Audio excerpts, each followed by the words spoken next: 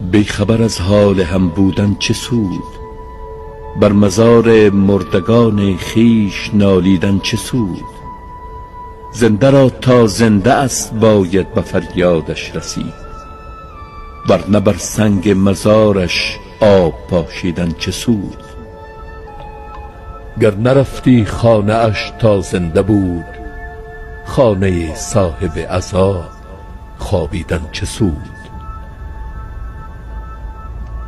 تا زمانی زنده ایم با یکدیگر بیگانه ایم، در عزاها روی همدیگر بوسیدن چه سود؟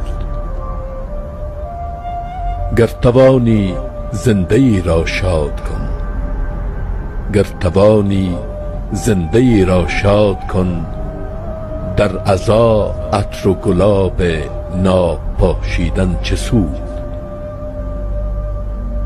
گر نپرسی حال من تا زنده ام، گریه و زاری و نالیدن چه سود؟ زنده را در زندگی قدرش بدان، زنده را در زندگی قدرش بدان، ورنه مشکی از برای مرده پوشیدن چه سود؟